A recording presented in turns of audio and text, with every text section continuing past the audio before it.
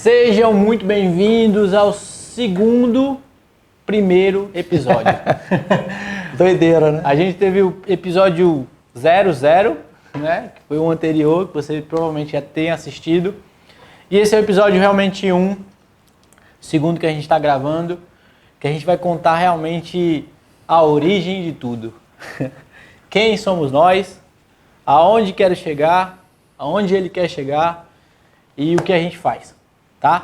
E não tem como a gente começar esse episódio sem nos apresentar. Eu sou Oliver. Eu sou Marcos. E a gente é a Oliver. O que é a Oliver? Deixa eu explicar. Meu nome é Vinícius, Marcos Vinícius, Mas o Oliver vem para homenagear a nossa família. Nossa família é Oliveira. Meu pai se chama Marcos de Oliveira. E quando surgiu a ideia de a gente abrir uma barbearia, enfim, veio muito forte o nome Oliver. E surgiu o Oliver, vocês conhecem aí nas redes sociais, no Instagram, na barbearia. Eu sou o Oliver, mas o Oliver representa isso aqui, esse casamento perfeito aqui de pai e filho, de geração, de gestão e operacional, o cara que corta o cabelo, o cara que administra a barbearia. E Oliver é isso, Oliver é a família, Oliver são muita gente, Oliver não só sou eu, não é só ele, é muita gente, Oliver. E é isso aí. Mas, antes de qualquer coisa, vamos nos apresentar. Quer conhecer esse cara aqui? Eu nunca canso de escutar a história desse cara aqui, eu nunca canso de conhecer meu pai. Isso é muito massa, eu conheço ele todo dia, eu acho que essa convivência tão junto, tão próxima minha e dele, eu todo dia conheço um pouquinho mais do meu pai. E pai, vamos ver aí, vamos contar uma história, várias coisas, né? Vários momentos. Conta a tua história. Eu acho que Quem é Marcos de Oliveira, da onde ele veio, para onde ele vai e o que ele faz. Tá parecendo... Dos primórdios, viu? Lá do tempo do Rio de Janeiro. Tá parecendo até um projeto, né? O Q2O, né? Quem é você, o que você faz, onde você quer chegar. Ele vai falar sobre isso também, tá? Não é agora não, mas ele vai falar sobre o que é esse negócio do Q2O aí. Cara, tem bastante coisa top demais pra você. Fica ligado. Mas vamos lá. Quem sou eu, né? Eu sou Marcos Oliveira, né? Casado, pai de 2 filhos. Tá aqui Vinícius e tem a menina Charlene, que hoje mora em Maricá, Rio de Janeiro. Somos empresários, né? Posso dizer até que os 3 são empresários, a filha também está entrando... Os 4, né? No empreendedorismo, junto com eu com a minha esposa. Somos uma empresa familiar, né? Trabalhamos, somando tudo, uns 23 anos juntos, né? E, carioca, tá? Fiquei desempregado no Rio de Janeiro, uma crise na época lá e eu não tinha faculdade. Dizem que foi um dos motivos do meu setor ter sido dispensado, é porque nós não éramos universitários. Fui demitido, me vi desempregado, a esposa, eu já sabia que isso ia acontecer, porque já tinha uns rumores, então a gente já vinha se preparando. A minha esposa já estava em casa, né? Eu comecei a investir nela, a empreender com ela na área de confecção, que era uma área que ela estava trabalhando, tinha trabalhado na época. Aí o Vinícius nasceu, ela precisou sair para cuidar do Vinícius e começamos a trabalhar com confecção, né? Fazíamos moda feminina no Rio de Janeiro. Lá no Rio de Janeiro eu ainda não tinha feito uma faculdade, mas já tinha trabalhado em algumas empresas e a última empresa foi a Sul América Seguros, foi de onde eu saí, tinha ficado trabalhando 5 anos lá e começamos a empreender, né? Começamos a empreender na confecção, fazia cópia de modinha de novela e a gente vendia naquelas feiras de Itaipava, né? Quem é do Rio sabe o que eu estou falando, aquelas feiras dentro de clubes, dentro de favelas. Então a gente vendeu... Aqui é a famosa Feira da Sulanca. Feira da Sulanca. É, você vai saber. Lá no Rio é Feira de Itaipava. Aquela da Alona Azul, sabe a da Alona Azul? É. Toda Feira da Sulanca tem uma Alona Azul. Se você vê uma Alona Azul numa praça, é uma feirinha que a gente já trabalhou. A diferença lá no Rio, né, que eu comparei com a daqui, porque a maioria daqui são revendedores. Lá no Rio são... A maioria eram todos fabricantes. Eles fabricavam nas suas casas e iam para essas feiras vender a sua produção. Então a gente começou fazendo isso, ficamos 2 anos empreendendo lá, juntamos um dinheirinho e viemos passear aqui no Nordeste. Na nossa viagem para o Nordeste, né, foi um negócio assim programado, né? Vamos viajar, vamos conhecer o Nordeste.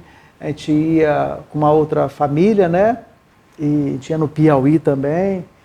Então já tinha galinha, já tinha bode, já tinha tudo preparado para nos receber. Sendo que essa viagem, nós estamos lá no dia 1º de janeiro de 2001, né, viramos o ano e viajamos. No 3º dia da viagem, aconteceu assim algo que a gente não esperava, né, como eu falei, eram 2 famílias, meu carro com a minha família e um outro carro com outra família. Contar essa história hoje é meio complicado, 20 anos já se passaram, mas foi um fato que me abalava muito quando eu começava a contar. E eu tive que contar essa história muitas vezes quando eu comecei a me apresentar aqui para as empresas. No 3º dia de viagem, que era o último dia de viagem, a gente iria chegar no finalzinho da tarde na cidade de destino, que era Cajazeiras, aqui na Paraíba. Esse carro, pela manhã, 8 horas da manhã, que a gente estava viajando em conjunto, né? Eram 2 famílias, perdeu a direção, sofreram um acidente, e onde todos vieram a falecer nesse acidente, né? Então isso foi algo muito assim, fora do normal para mim, para minha esposa, para meus filhos. Eles eram crianças ainda, e a gente se deparou com uma situação trágica dessa, né? Então a viagem foi interrompida, tivemos que ficar na cidade para resolver aquele trâmite todo do acidente, né? E eu entrar em contato com a família que estava nos esperando, e eu avisar para a família que o ocorrido, e você já pode imaginar, né? A gente não vai chegar todo mundo não, porque a outra família acabou de sofrer um acidente, morreram todos, todos morreram no local. A gente assistiu a cena do carro caindo e ficando de roda para o ar. Quando a gente desceu, né, ali eu já tinha certeza de que não tinha mais vida ali. Então, deixa eu te interromper nesse momento. É muito difícil realmente a gente parar para contar essa história, porque foi desse momento que muita coisa mudou na nossa vida, né? Realmente a gente vinha para João Pessoa de férias para conhecer e tal, voltar para o Rio de Janeiro, se organizar com mais calma e talvez vir de vez, até porque a Paraíba, o Nordeste, para o meu pai ter escolhido aqui também foi por causa de mim. Eu era um bebezinho muito doente, né? O clima do Rio de Janeiro, que você conhece, você não conhece o Rio de Janeiro, mas você sai de manhã, tá calorzão, você volta de noite, tá -5. Então é mais ou menos isso. Então, para a minha saúde, morar no Sul e no Sudeste era muito difícil, muito prejudicial. Né? A gente decidiu vir para João Pessoa, conhecer e tal, se organizar, ver como é que é e depois voltar. Realmente com tudo planejado. Mas o que eu quero falar aqui nesse parênteses, que tem uma coisa que provavelmente seja algo que conecta com você aí. A morte. A morte de uma família, 5 pessoas morrendo, uma viagem, mudou a história da nossa vida. A morte, que provavelmente você aí está assistindo, perdeu alguém nessa pandemia, perdeu a sua esposa, perdeu sua mãe, perdeu seu pai, perdeu seu filho. E você, nesse momento, está desacreditado. Você desistiu já de viver, já de tocar o seu projeto, o seu negócio, porque a morte está do seu lado, né? porque você está ainda enfrentando o luto, vivendo esse luto. E a gente fala para todo mundo, porque a gente viveu isso, viva o luto, respeite o luto, passe por esse processo, por esse momento que você deve estar passando, mas não viva nele, não viva no luto, tá? A pessoa foi, ela está muito melhor que você, está muito melhor que a gente, né? A gente que está ferrado aqui nesse mundo, tendo que todo dia levantar, acordar, trabalhar, receber o não, o sim. A gente que está na luta. A pessoa que foi, ela descansou, ela realmente está vivendo agora o que a gente não sabe. Mas a gente sabe que é o caminho, tá bom? Essa vida aqui ela é a passagem, é uma passagem. Então a morte esteve com a gente, forte, levando 5 pessoas próximas a gente, meu primo, minha priminha, enfim, e continuei. Eu até, essa semana a gente conversando sobre isso, eu falei que eu posso dizer que tudo aconteceu depois de eu ter feito uma pergunta, né? Exatamente na hora. Quando a gente estava dirigindo, olhando para a estrada, era uma estrada em Cansanção, na Bahia. A gente estava por essa avenida, por essa BR. Rodovia, por essa BR. E eu perguntei para minha esposa, para ela assim, Zilma, o que Deus tem reservado para a gente nessa cidade, né? O que Deus tem para a gente nessa cidade? Então, eu não dirigia na época, eu só estava tomando nota das despesas do combustível que nós tínhamos enchido o tanque. Quando eu boto a agenda no painel, que eu olho para frente, aconteceu esse acidente, como se fosse, né, uma resposta de Deus. Claro que ninguém viajou pensando que isso iria acontecer. Nós estávamos até já gratos a Deus, porque era uma viagem que nós não tínhamos assistido nenhum acidente, nós não tínhamos visto nenhum tipo de acidente, pneu do carro não furou, não tinha acontecido nada assim de grave ou de, sabe, que tivesse chocado a gente no caminho, né? Porque acho que é um dos medos de quem faz uma viagem longa.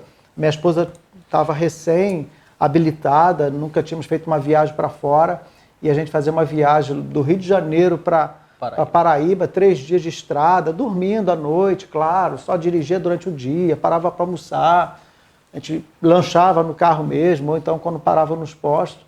Mas era um desafio muito grande, né? E esse desafio se tornou bem maior quando aconteceu o acidente. Quando nós chegamos, interrompeu a vida, mudou todo o percurso, né? Então, o que Deus tinha reservado, acho que essa pergunta, sabe? O que Deus tem reservado para a gente nessa cidade?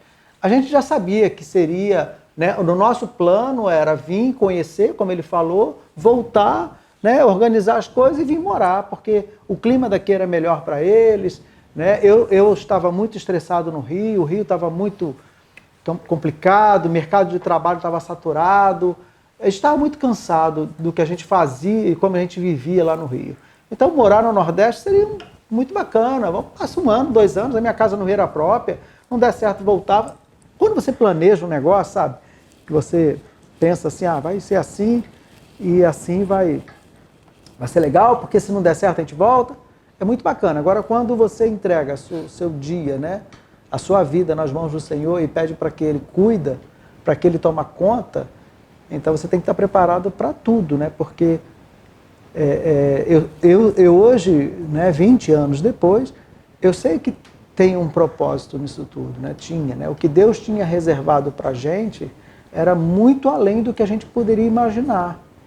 Não era só um local de férias ou uma cidade bacana, um clima bacana, tá? A gente não conhecia João Pessoa, né? Eu não conhecia Cajazeiras, o sertão, mas não era isso.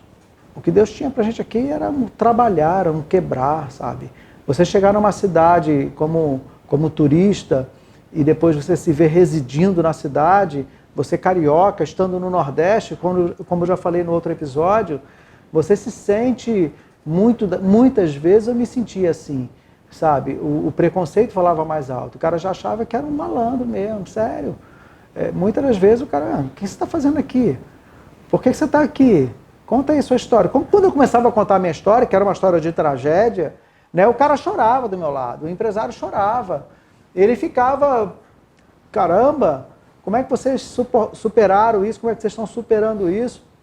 Só nós ainda estamos no processo. Né? Como já foi dito, respeitar o luto, respeitar o processo é um dos fatores principais, primordiais para a nossa vida. Entender que faz parte, sabe? Ninguém aqui, e a gente está vivendo, né, essa pandemia, ninguém esperava dessa pandemia, ninguém contava com isso. Ninguém imaginava que pessoas iriam morrer com esse vírus. Sabia que era, mas sabe aquela história? Vai acontecer com o outro.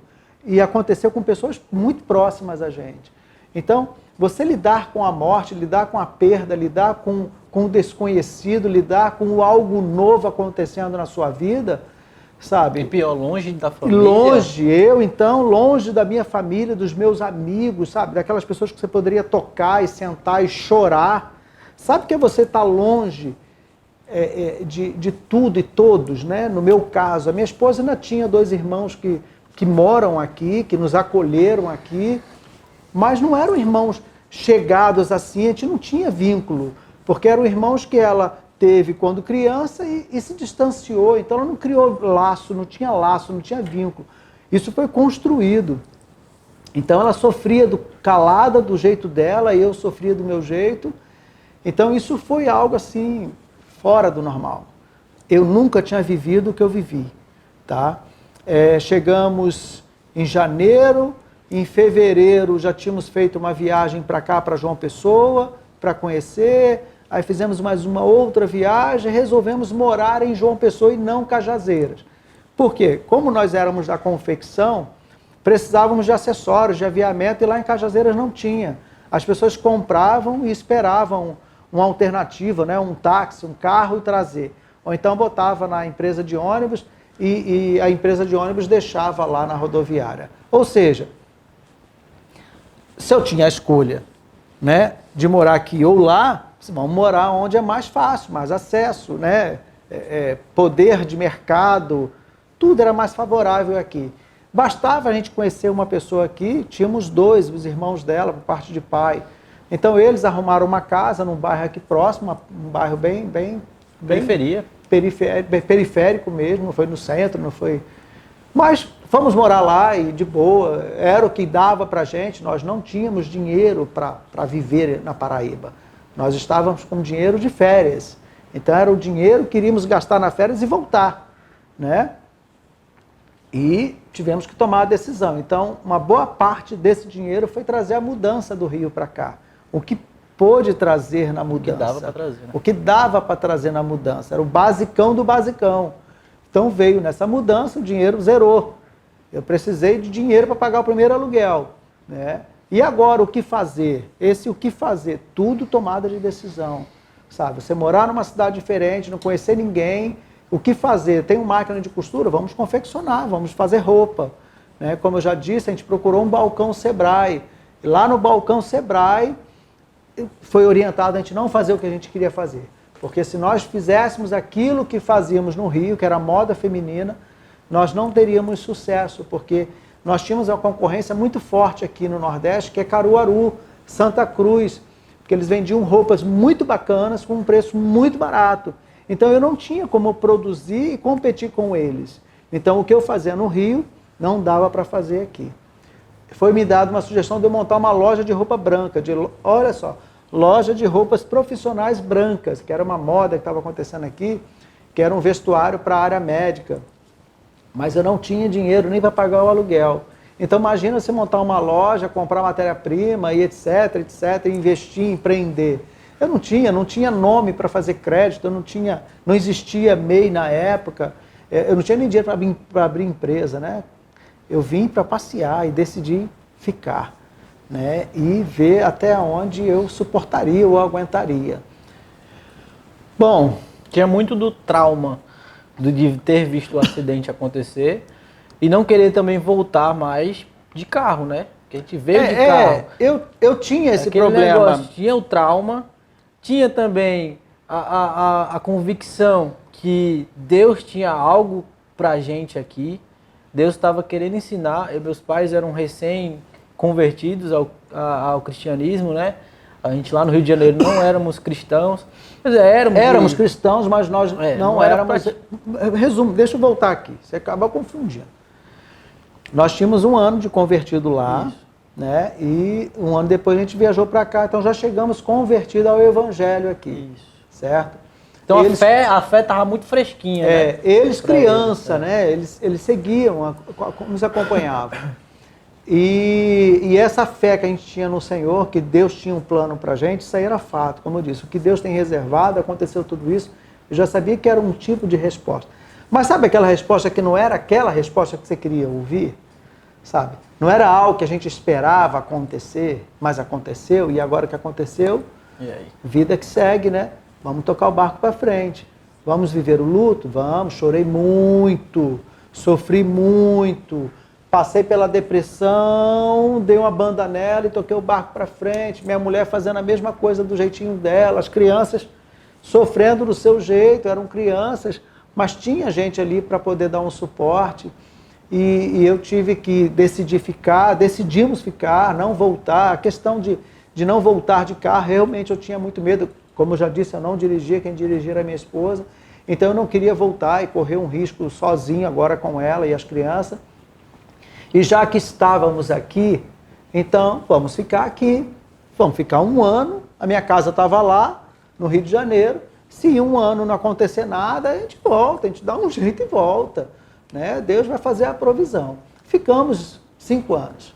5 anos direto, passando um perrengue que você não pode imaginar, vendendo de dia para comer à noite, e o que vendia à noite a gente comia de dia, ou seja... Conta a história, que eu acho que tem que ser contada.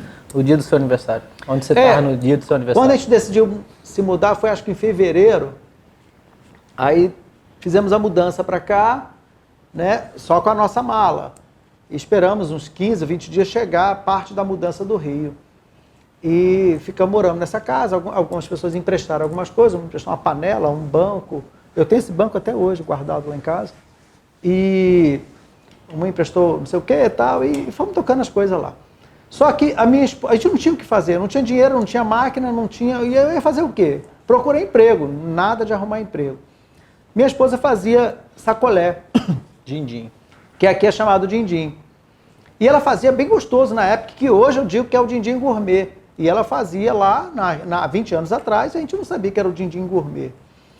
Eu disse, vamos fazer din-din. Então pegamos um liquidificador emprestado, com uma vizinha, que a gente fez amizade, e isso aí não era difícil para mim fazer amizade. As pessoas ficaram curiosas, saber quem é essa turma, quem é essa família que chegou, né? E as pessoas com que a gente tinha relacionamento nos apresentou para o bairro, né? Para as pessoas próximas, e ali a gente foi acolhido, né? A gente foi recebido, abraçado. Então essa vizinha emprestou um liquidificador. Eu ia para o Mercado Central, comprava fruta, comprava leite de uma vacaria que tinha próximo da nossa casa e fazíamos o din-din. E vendia o din-din todinho, aí conseguia comprar a minha feirinha, era tudo no diminutivo, tá? Eu comprava a comida daquele dia, que era o macarrão, uma calabresa, ou então meia bandinha. Quem nunca ouviu falar esse termo aqui na Paraíba, se vende meia bandinha de frango, de galinha. E eu comprava a meia banda da galinha, gente, no final da feira, no final do expediente. Olha, muitas das vezes eu chegava em casa, minha mulher quando ia fazer, a galinha soltava aquele cheiro de galinha passada. Você não tem ideia. Taca-lhe limão nela. Dá-lhe um banho de vinagre. E bota tempero e come. Porque a galinha já estava vencida. Porque no final do dia já era mais barato. Então era nesse horário que eu comprava a galinha, meia bandinha da galinha, alguns legumezinhos, algumas frutinhas, fazia o din-din e assim era todo dia. Procurava emprego todo dia e nada de emprego. Até um belo dia alguém bateu nessa casa, porque por coincidência nessa casa morava uma confecção, uma senhora do Rio de Janeiro que confeccionava, e chegou uma empresa lá para perguntar se a gente fazia fardamento, e eu quando eu fui ver o que era, olhei para minha mulher, a gente faz roupa de novela, a gente faz sim. E começou a ideia, né, do Só Faz. Vamos fazer fardamento, que era as roupas profissionais que se vendia aqui no Nordeste. E começamos a confeccionar fardamento. Esse cliente que chegou na minha porta, 3 meses depois que ele foi fazer o pedido dele. Ele só foi lá para dar só foi usado. Ele nem sabe disso. Se um dia ele assistir essa matéria, ele vai ver que ele foi usado para a gente dar o primeiro passo na nossa trajetória profissional aqui, que lá na frente se tornou uma empresa com mais de 10 funcionários e faturamento, etc, etc. E formamos muita gente. Com essa empresa, Foi a da fábrica de cimento? Foi? Não, é a fábrica de móveis tubulares. Foi o que te deu o fardamento todo rasgado e... Conta essa história. Móveis tubulares. Os detalhes estão... as coisas assim... Essa empresa se chama Ferrite. Esse cara chegou lá perguntando se a gente fazia o fardamento, deixou um modelo para a gente poder analisar, é claro, né? Também não me mostrei também como... Não, deixa eu dar uma analisada. Quando eu fui ver um conjunto, pedi para ele o conjunto para eu verificar, fazer orçamento, cotação de preço. Resumo, peguei o conjunto dele, dobrei o conjunto dele num saquinho, peguei uma agenda, olha, eu nem lavei o fardamento dele. Fardamento todo rasgado, todo feito por outra pessoa, que eu não sei quem foi que fez, usado, e eu dobrei bem dobradinho, bati em todas as fábricas que tinha no Renascer na época, oferecendo fardamento, e eu mostrava o fardamento que eu tinha na mão, usado, rasgado, feito por outra empresa, e dizia, olha, eu faço fardamento, tá, esse aqui não foi eu que fiz, mas a gente faz fardamento, olha só o desafio, se eu lanço para você um desafio, vai vender um produto te dando uma caneca com a alça quebrada, e você dizendo que você faz uma caneca, meu amigo, esse era um desafio, tá? Mas eu não tinha outra escolha, eu não tinha um modelo de roupa nova, eu não tinha dinheiro para fazer a primeira peça piloto, sabe, para poder dizer que foi eu que fiz mesmo, mas eu peguei aquela roupa velha e eu fui batendo na porta, e ali eu percebi que eu precisava conhecer as pessoas que estavam em minha volta. E eu tinha muita empresa em volta da minha casa. Então, eu peguei todas as técnicas de venda, de gerenciamento de venda, porque eu instruía pessoas lá no Rio. E eu falei assim, agora é comigo, vai ser eu com eu mesmo, e vamos para a rua. E eu fui batendo de porta em porta, falando de fardamento, falando de uniformes. E usava o termo, porque o uniforme no Rio era muito forte. E até apareceu o primeiro cliente, o segundo cliente, para dizer, olha, a empresa do fulano, quem veste aquela empresa sou eu, e aí foi. Só que nesse processo, eu conheci pessoas, eu comecei a conhecer a cultura, eu conheci o bairro, a cidade que eu morava, eu pegava um ônibus, descia na Lagoa, que é o centro aqui de João Pessoa, e eu andava tudo aquilo a pé, até encontrar uma vaga de emprego, que não foi emprego, foi uma oportunidade de fazer negócio, que era num jornal O Norte, que era o classificado de anúncios, né? Eu ia vender anúncios, propaganda, né? Classificados de jornal. E eu saí com aquilo dali. O que eu ganhava nessa empresa eram uns vale-transportes, só, e comissão por venda. Então, se eu vendesse, eu ganhava, mas o vale-transporte era garantido. Então, eu peguei essa oportunidade para receber os vale-transporte, então eu já não andava tanto a pé. Eu já tinha pelo menos o ônibus de ir e vir para casa. E, quer dizer, já me sobrava 2 passagens, né? E eu, nisso, quando eu não vendia um classificado, um anúncio, eu vendia um fardamento. Quando eu não vendia nenhum nem outro, eu conhecia pessoas. Então, conhecer pessoas foi muito importante para mim nesse processo. Network. O resumão dessa história toda trágica, tá? Que se eu fosse contar aqui a gente ia chorar juntos, tá? É fazer você entender uma coisa. Às vezes que o que para você é trágico, sabe, é uma mudança de rota, é algo que você, sabe, não esperava, mas aconteceu, que é o que estamos vivendo agora em 2021, que é essa pandemia que está gerando mortes e milhares de mortes, mudanças, tanto pessoas morrendo como empresas morrendo, estão pessoas nascendo, estão também empresas nascendo, né? Coisas estão acontecendo. Você tira uma visão assim, né? A floresta, não sei o que, pegou fogo, queimou tudo, vê aquela queimada toda. Depois que queima tudinho, passa um tempo, vem uma chuva, depois nasce tudo de novo, brota tudo de novo. Quando você olha, daqui a 10 anos, tem uma outra floresta naquele lugar. Muito mais forte, muito mais bonita. Eu acredito que na nossa vida acontece muito disso. Às vezes acontece uma parada dessa, uma morte dessa, uma interrupção dessa no percurso da sua vida, e você se vê na obrigação de começar e muitas das vezes começar do zero, muitas das vezes ter que reiniciar, né, o seu sistema e fazer a coisa florescer novamente. O que alguns não conseguem fazer isso e entram numa depressão. Eu lutei e luto até hoje contra isso, tá?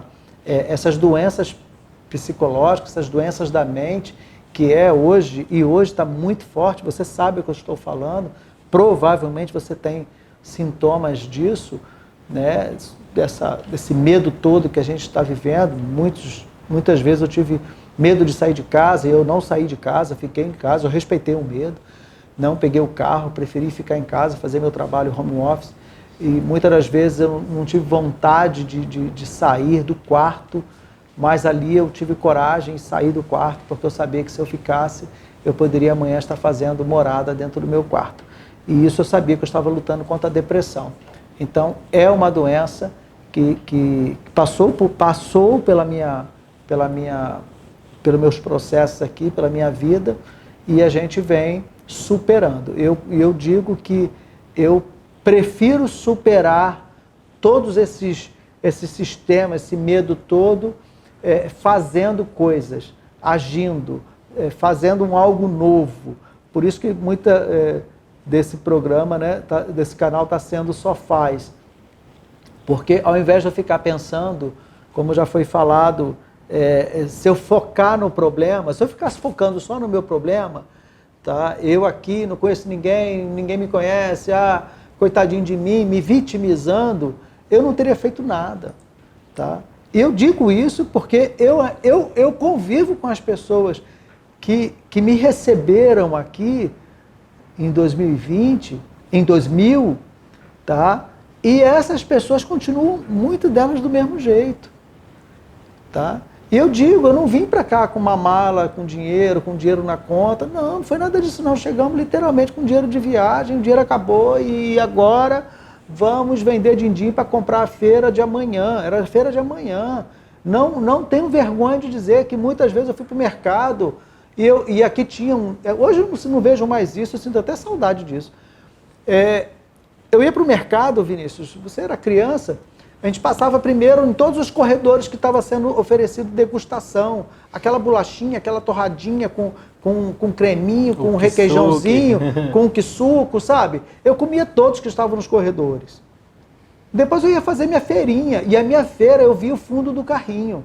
Eu comprava o estrito necessário para aquele dia ou no máximo o dia seguinte. Só. No outro dia eu ia lá e comprava de novo. E como eu andava muito, eu sempre passava na porta de um mercado, eu ia lá e comprava o que eu precisava para aquele dia. Então Deus me fez entender e aprender a conviver e a viver com o pouco, a gerir esse pouco, fazer com que o meu primeiro dinheirinho se tornasse um capital, que fosse um investimento. Então o primeiro dinheiro que eu arrumei, eu comprei as frutinhas, fiz o din-din, esperei congelar e vendia tudinho, porque era gostoso mesmo, o pessoal comprava, e ali eu fazia um outro capital, e ali a gente aprendeu a dizimar, a gente aprendeu a ofertar, a gente aprendeu a fazer as coisas, mas literalmente do zero, tá? Quando eu digo que nós, na faculdade eu aprendi isso, que fiz do zero, comecei do zero, a partir do zero, um negócio assim, eu fui do zero, tá? Porque não adiantava eu ter uma casa muito bacana no Rio, aquela casa não me dava dinheiro, não me rendia nada. Não adiantava eu ter feito isso, aquilo, outro no Rio, ter tido empregos, né? Eu tive uma fase no Rio que eu ganhava 23 salários mínimos. Era muito dinheiro. Se eu fosse botar hoje, era uma bolada. Eu ganhei isso. E nesse período eu construí minha casa. E depois disso tudo, que a gente chegou aqui, 5 anos depois que eu estava aqui, a casa que eu construí, com os salários que eu ganhei, com o dinheiro que eu ganhei, com os investimentos que eu fiz, foi nosso capital para investir aqui numa morada definitiva e numa empresa que é hoje onde nós estamos aqui. Nós compramos um apartamento e esse espaço que nós estamos aqui, com a venda dessa casa que eu tinha construído lá junto com a minha esposa. Né? Morava no terreno, minha mãe me deu a minha parte do terreno e nesse terreno eu construí lá da fundação, ajudei a carregar as pedras lá. E a venda dessa casa, que a gente vendeu para um tio nosso, que hoje é falecido, que foi o nosso capital. Mas isso 5 anos depois. 5 anos depois, Oliver, eu já estando aqui, ó, eu já estava com a empresa de fardamentos, eu já conhecia muita gente, conhecia a cidade toda, né? Já tinha feito um nome, uma marca, que até hoje pesquisar aí, bota lá MZ Fardamento João Pessoa, você vai ver que ela tem 5 estrelinhas, não tem reclame aqui, não tem nada que desabona a nossa conduta como empresário, como pessoa, como fornecedor, como parceiro na nossa cidade. Eu contribuí com o crescimento, gerei emprego, geramos renda, formamos profissionais, muitas pessoas aprenderam com a gente e foram trabalhar em outros negócios ou montaram os seus negócios. Ou seja, o propósito que Deus tinha para a minha vida e para a vida da minha esposa era muito além do que a gente imaginava. Hoje me tornei conhecido no Sebrae, passamos um período dando consultoria para o Sebrae na área de capacitação profissional. E eu ia para o sertão, ficava 15 dias direto no sertão, dormindo lá no curso, quando não tinha um hotel para eu ficar hospedado, porque às vezes o projeto não fechava parceria com a prefeitura e eu não tinha... Eu tinha que dormir no curso mesmo, na casa de alguém, e ministrando aula, ensinando confecção. Olha que bacana, sua mãe me ensinou e eu aprendi a ensinar pessoas, né? E a sua mãe ficava com vocês e eu ensinando e formando fábricas, formando profissionais dentro desse Nordeste maravilhoso aqui, que para mim foi uma grande escola. Ou seja, 5 anos, depois eu vendi minha casa no Rio, compramos um apartamento, compramos essa sala, a coisa deu uma melhorada, porque eu não tinha mais aquela preocupação de aluguel, mas vieram outros, né, outros investimentos, outras coisas vieram a acontecer. Só que a gente já estava mais sólido, né, mais maduro, né? Então, o que para muitos é um processo longo, nossa, uma tragédia, para mim era Deus trabalhando, lapidando, a escola dele, sabe? Né? Você poder olhar hoje eu posso olhar sem medo algum para trás e olhar 20 anos, né? Parece que foi ontem, olhar para trás e ver que se Deus tivesse me levado, me recolhido nessa pandemia, como muitos foram, eu tinha deixado um legado aqui. Eu tenho certeza que pessoas iam falar bem de mim, iam falar, sabe, do que a gente plantou aqui, do que eu plantei como pessoa e como profissional. Mas Deus não permitiu que isso acontecesse comigo nessa pandemia. Deus me poupou, né? Estamos aguardando a 2ª dose da vacina, já tomamos a 1ª dose.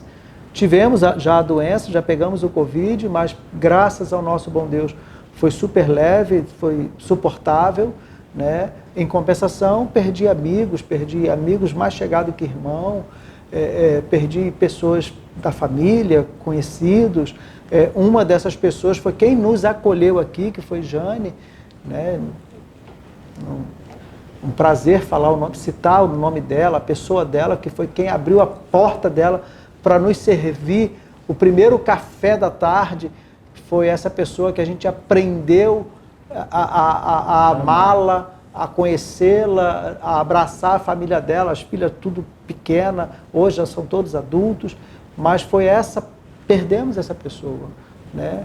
Ela se foi com a Covid e nova, né? E deixou a história dela também, né? Bom, 20 anos são muitas coisas que eu poderia contar aqui, né? Só que nesse processo o meu filho ficou adulto, né? Se tornou um homem e começou ele a tomar as decisões dele, e eu sei que muitas das nossas decisões, das nossas atitudes, formou esse cara aqui, esse profissional aqui. Porque é muito fácil, né, você falar, olha, faça o que eu digo, mas não faça o que eu faço, né? Eu não gosto muito dessa frase, eu não uso essa frase, né? Quando eu digo faça o que eu digo, é porque eu faço o que eu digo também, né? Ser empresário, muitas pessoas dizem, não é fácil ser empresário, é muito caro ser empresário. Gente, se você entender de processo, de gestão, você vai ver que ser empresário não tem nada de muito caro.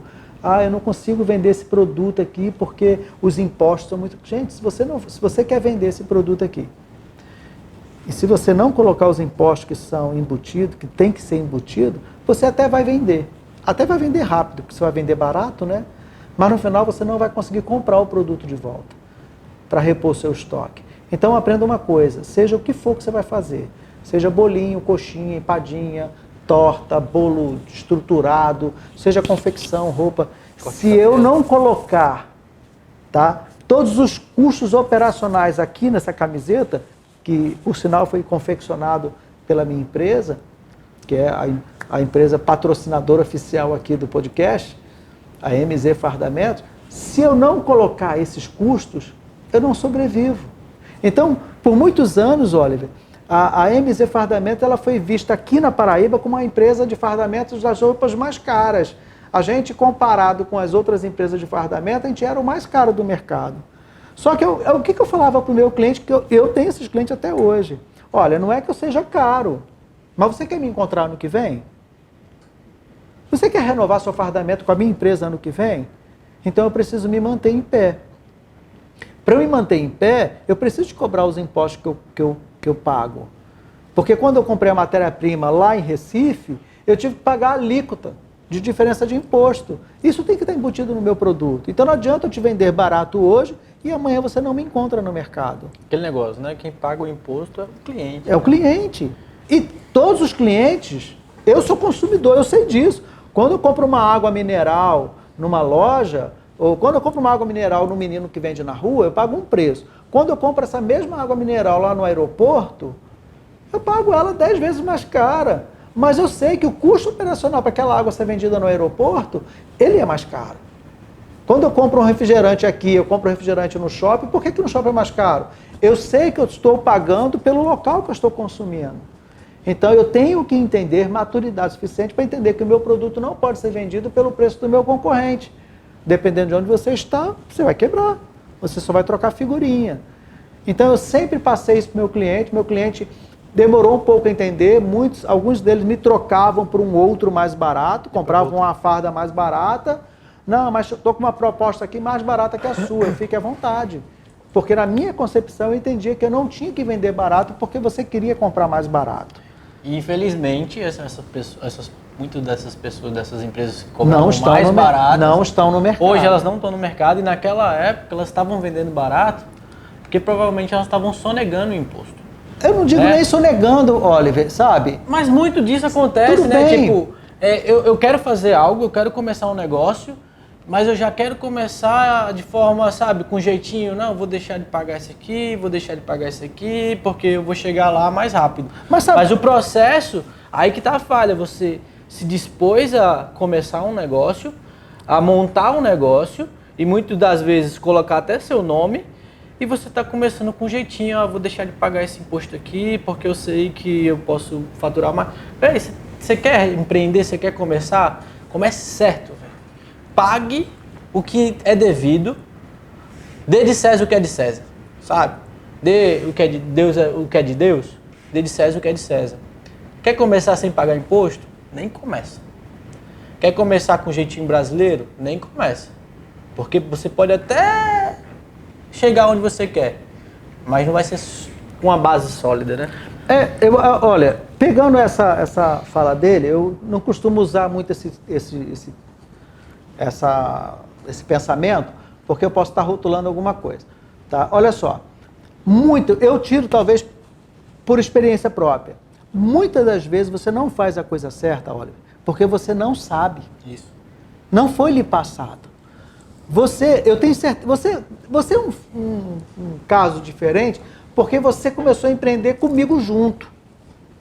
Eu comecei a empreender sem ninguém junto, era eu e minha esposa. Minha esposa tinha o conhecimento, a habilidade, eu tinha talvez a destreza, a parte da gestão, eu que ia para a rua dar minha cara, falar do negócio, falar do produto, e minha esposa era quem executava.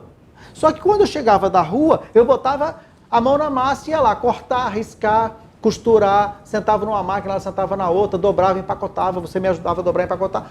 E eu ia lá entregar com o cara de vendedor, de diretor comercial, dono da empresa, o empresário, o CNPJ.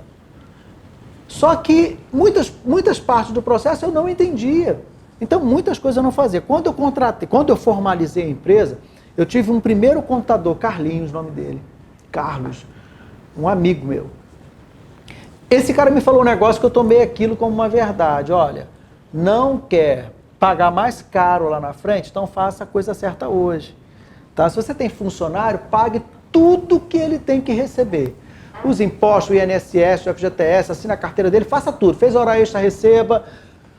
Faltou, desconta. Chegou atrasado, desconta. Trabalhou mais tarde, pague a hora extra dele. Tá? Cheguei a pagar a hora extra por fora, porque eu ouvia que isso era legal, só que não era legal. Quando eu vi que pagar por fora era muito mais caro do que pagar no contra-cheque, então corrigi logo essa bagunça, porque eu não entendia, eu não tinha noção dos riscos que eu poderia correr. Quando eu entendi que aquilo dali eu só estava entregando para o meu colaborador toda um dossiê para ele lá na frente me cobrar, com juros e juros altos, eu falei, só acabou, a partir de hoje, reuni todos os funcionários, olha, a partir de hoje é o seguinte, fez hora extra, contra-cheque, chegou atrasado, contra-cheque, viu? Faltou, contra-cheque também.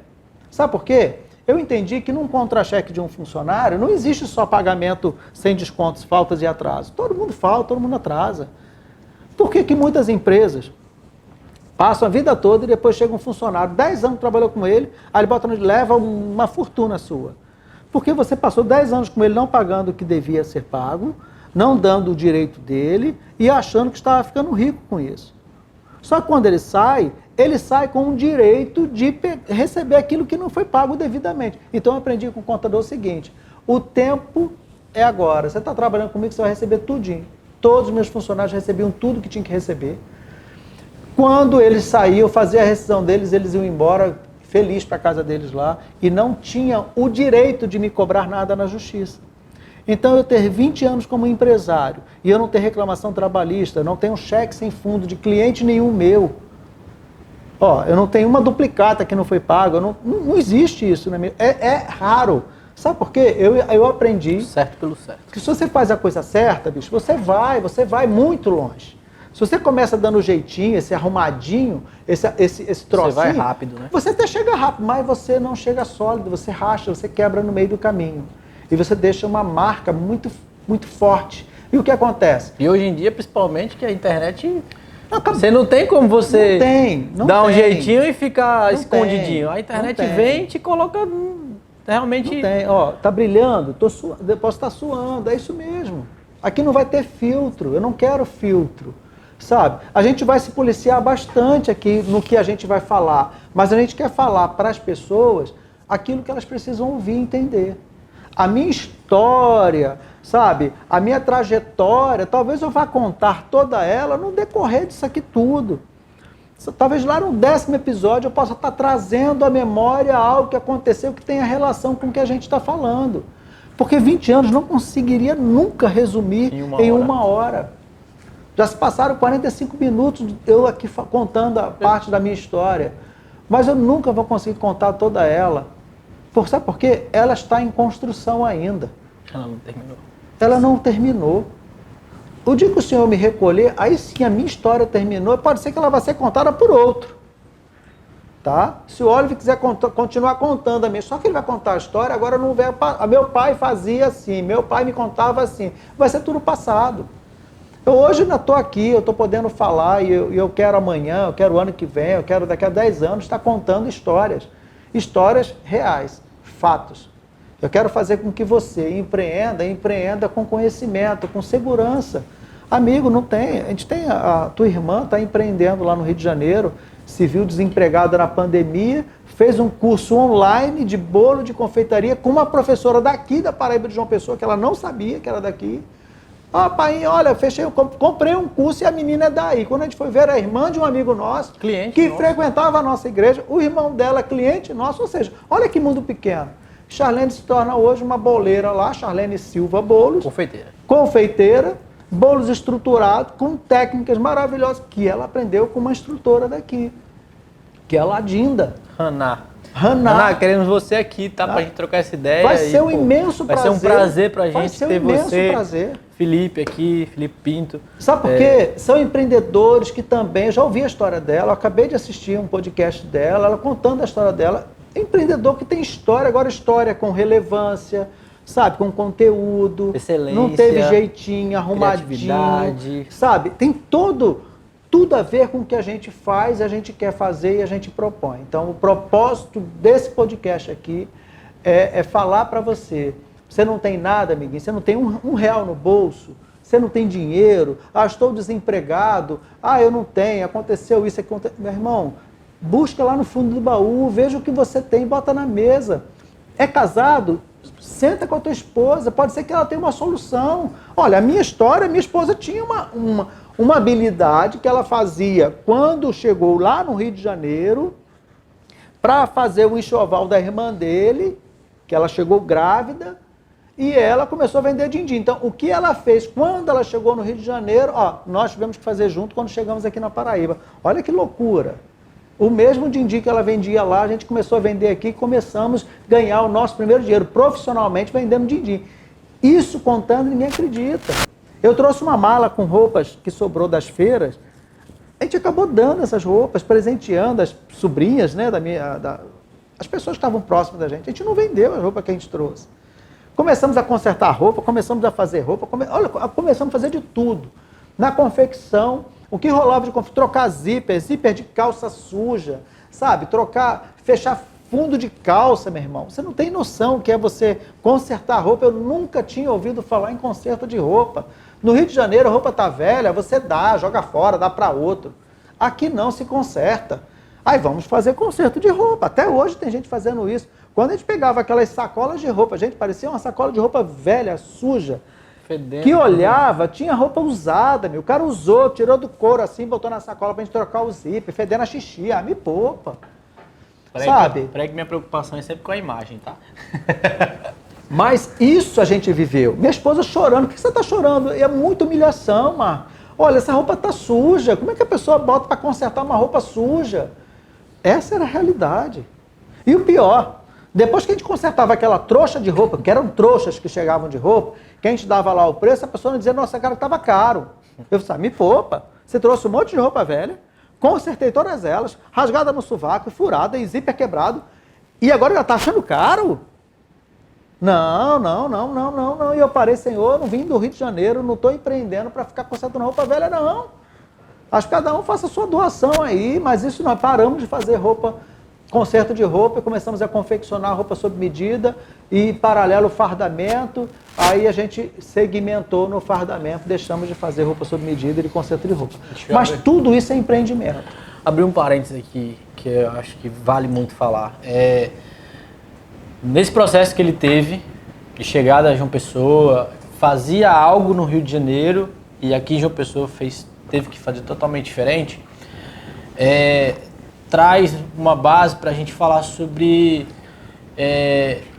em alguns momentos da sua trajetória aí, você vai ter que dar um passo para trás, né? Vai ter que negar, tipo, isso é o que eu sei fazer, mas não é isso mais que você vai fazer, é isso que você vai fazer. Isso aqui que você sabe fazer e serviu, já serviu como aprendizado, serviu como escola, mas agora você vai ter que fazer isso. Lembra? Ele trabalhava na Sul América, minha mãe fazia modinha, roupa feminina, super bem, copiava da novela das 7, das 8, e aqui ela teve que, algo que ela dominava, sabia, ela teve que, beleza, essa parte eu vou ter que engavetar. Não, deixa eu fazer uma correção. Eu vou ter que, né? Não, deixa eu corrigir um negócio que você está falando aqui. Eu vou talvez aprimorar esse negócio. Não é nem engavetar. Não é nem deixar de fazer. Eu aprendi, né, que eu vim fazer faculdade aqui na Paraíba. Fiz gestão comercial e depois fiz uma pós-graduação em gestão de pessoas. Com 40 aí? Com 43 anos eu entrei na faculdade. E foi assim uma realização dos sonhos, né? Que eu queria fazer faculdade com 18, não consegui fazer com 43. Passaram alguns anos e fui fazer a faculdade. Resumo. O que eu aprendi? Um negócio que o pessoal hoje na administração usa como chamado de chá, que é conhecimento, habilidade e atitude. Todos os conhecimentos que a sua mãe tinha, as habilidades que ela teve, nós tivemos que dar o terceiro passo, que era ter atitude. Todo o conhecimento que eu tinha de gestão, de conhecimento, de capacitação, de venda, de gerenciamento de venda, eu tinha conhecimento, tinha habilidade na área de venda, porque eu fazia equipe, eu tinha supervisores, eu tinha demonstradores, eu tinha vendedores, tá? Agora eu tive que tomar atitude. Atitude é essa? Hoje, você tem o conhecimento do corte de cabelo, você foi buscar conhecimento, você tem habilidade, né, que é o que você faz com maestria, você está tomando uma atitude. Porque, sabe por quê? Você pode estar agora, vai trabalhar com o seu conhecimento, a sua habilidade e formar novas pessoas.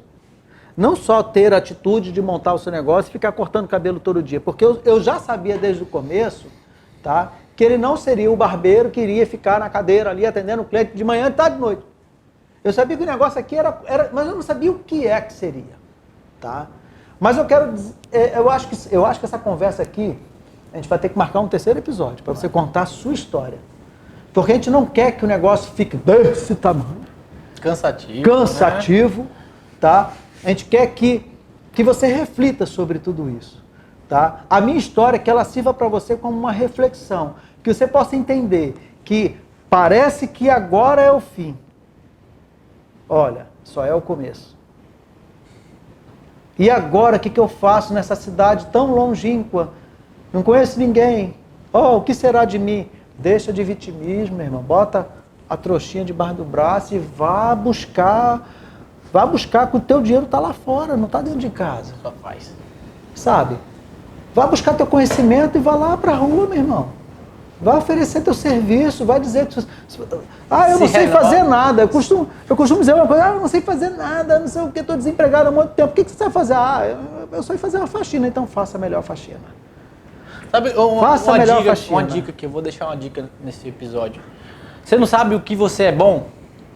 Pega 5 pessoas agora, pega 5 pessoas que você acha que não vai mentir para você, vai ser verdadeiro mesmo, e pergunte para elas o que para elas veem que você é bom.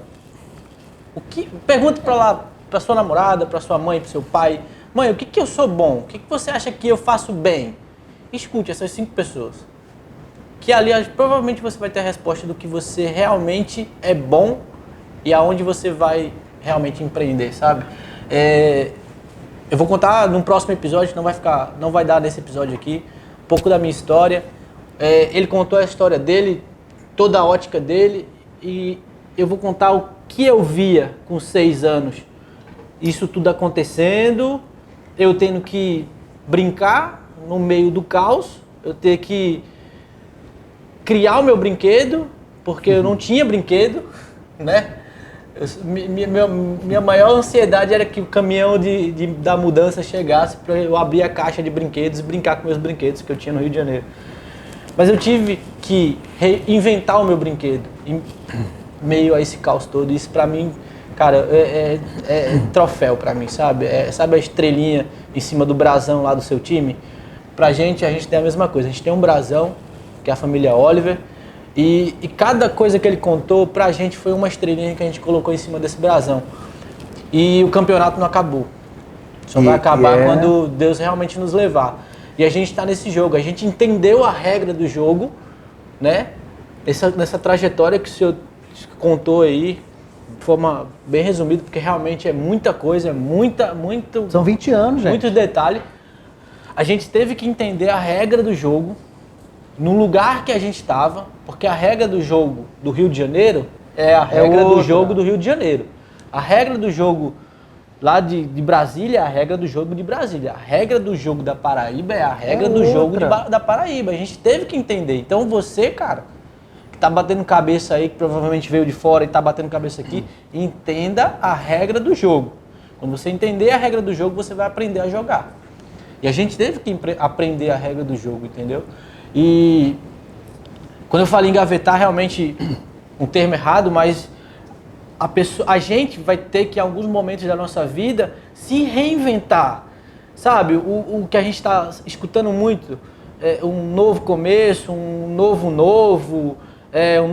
nova forma de trabalhar, realmente é isso, cara. Se você está aí batendo cabeça, que a sua vida toda você foi do presencial e agora você tem que estar dando aula por videochamada, para de brigar contra isso. Isso é mais uma regra do jogo. Entenda essa regra, aprenda ela e jogue. Se modifique, se reinvente. A gente está saindo, eu corto cabelo, faço barba. Antes eu era professor de educação física, eu vou contar essa história. Meu pai era do ramo do fardamento, trabalhou com consultoria, viajou com o Sebrae e hoje a gente está onde? A gente está aqui na internet. A gente está aqui nessa telinha, dentro do YouTube, coisa que a gente teve que aceitar a regra do novo jogo para jogar. Então, eu ainda faço mais uma correção. Eu ainda sou da confecção do fardamento. Perfeito. Ainda sou consultoria, eu tenho 2 CNPJs, Perfeito. tá? E eu ainda sou gestor aqui.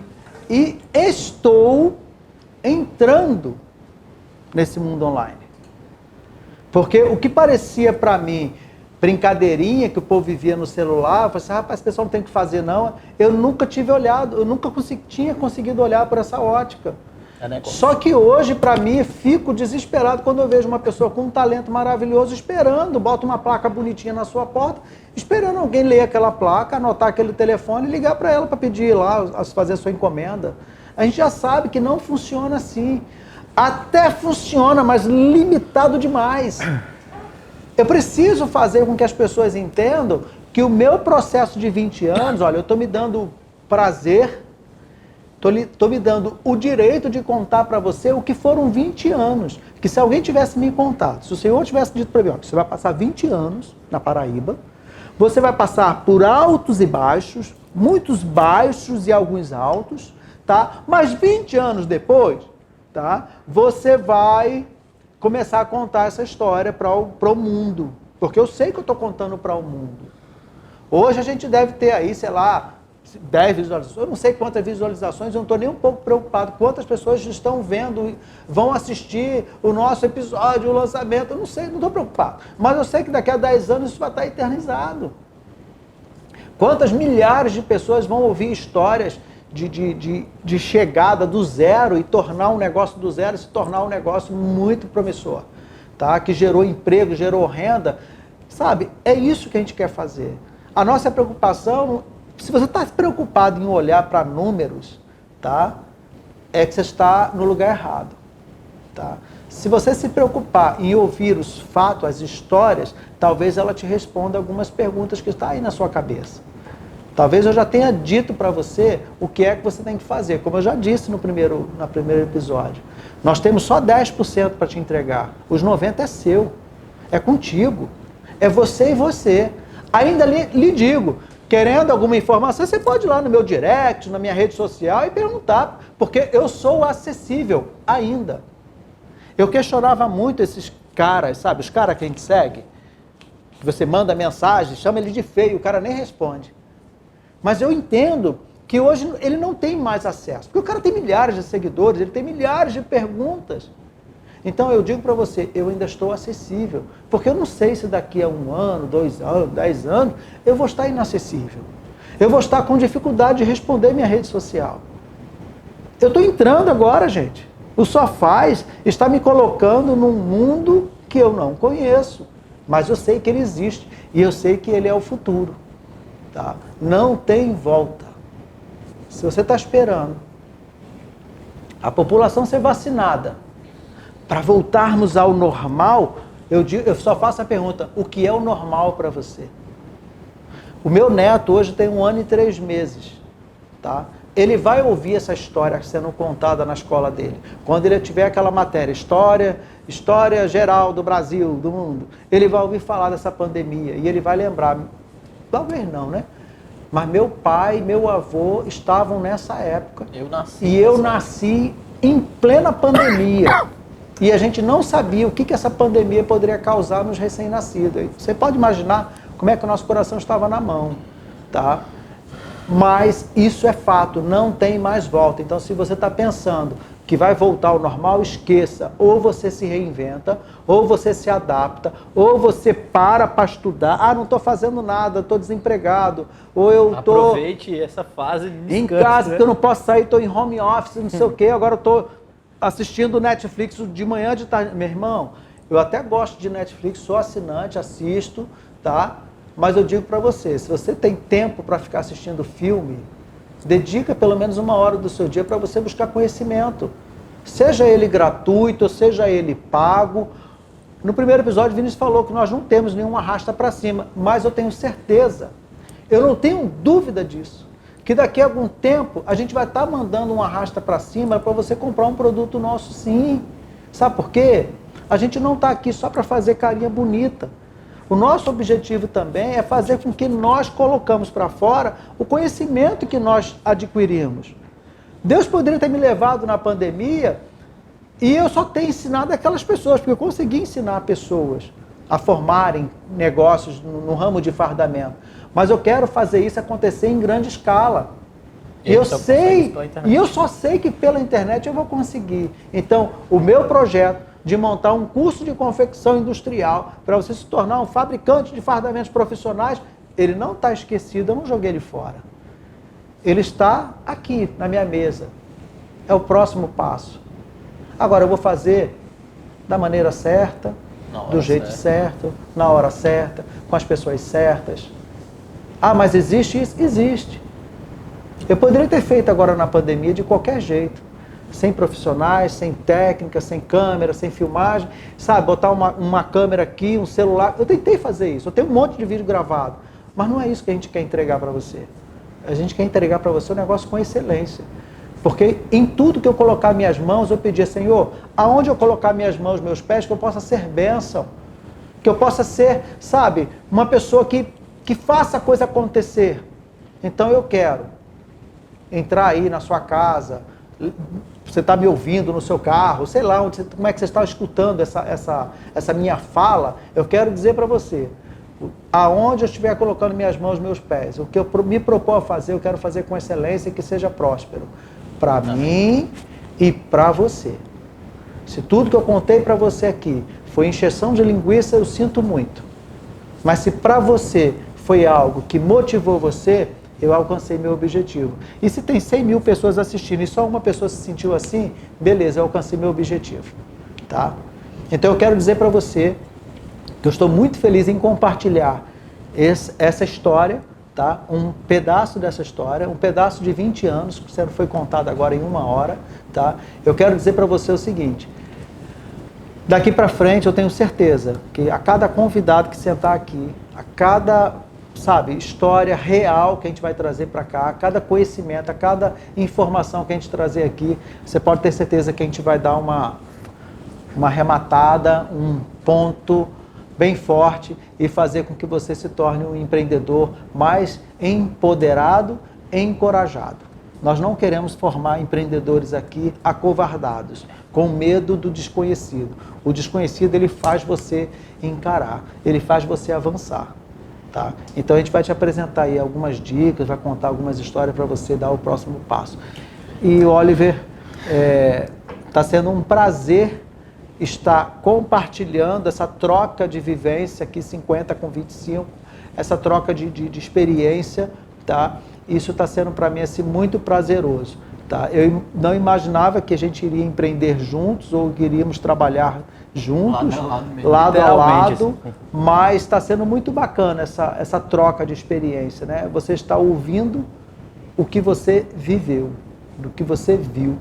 E né? já assisti, né? E está compreendendo coisas que está acontecendo com você, aquelas frases que eu falava, quando você casar, quando você tiver um filho, você vai entender por que a gente faz isso, faz aquilo outro, que a gente liga e manda vir para casa agora.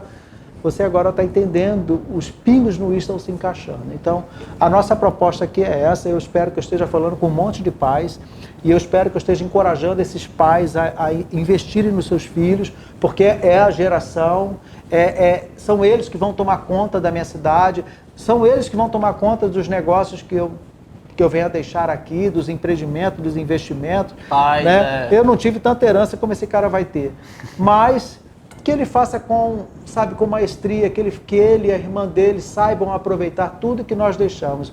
O conhecimento que foi dedicado, meu e da mãe dele, de Zilma, minha esposa, não está hoje presente aqui nessa... Mas vai estar. Mas ela vai ter um episódio dela, para vocês ela. conhecerem quem é o Z do MZ Fardamentos, da MZ Consultoria. Vocês vão compreender por que ao lado de um grande homem se realmente tem uma grande mulher. Tá? E eu dedico essa hora de episódio aqui à minha esposa, que está cuidando do neto, que está fazendo a parte dela, enquanto a gente está fazendo a nossa aqui, mas teremos o maior prazer de poder sentarmos aqui, sermos, né, termos um momento de compartilhar todas as nossas experiências. Gente, tá? é muito Eu só papo. quero agradecer. É muita coisa realmente que a gente tá disposto a falar. Vamos encerrar esse episódio, já chegou no limite. Eu quero te agradecer, desde já, deixa teu joinha se tu gostou, se foi bênção para você e tudo que você escutou nesse episódio, deixa uma curtida, um like, compartilha, não se esquece de compartilhar, não se esquece de se inscrever nesse canal, tá? Esse canal que só tá realmente para dar. Agradeço você, até o próximo episódio, falando sobre Oliver. Valeu, tamo junto. Tamo junto. Solta a vinheta. Qualquer coisa, amiguinho, só faz.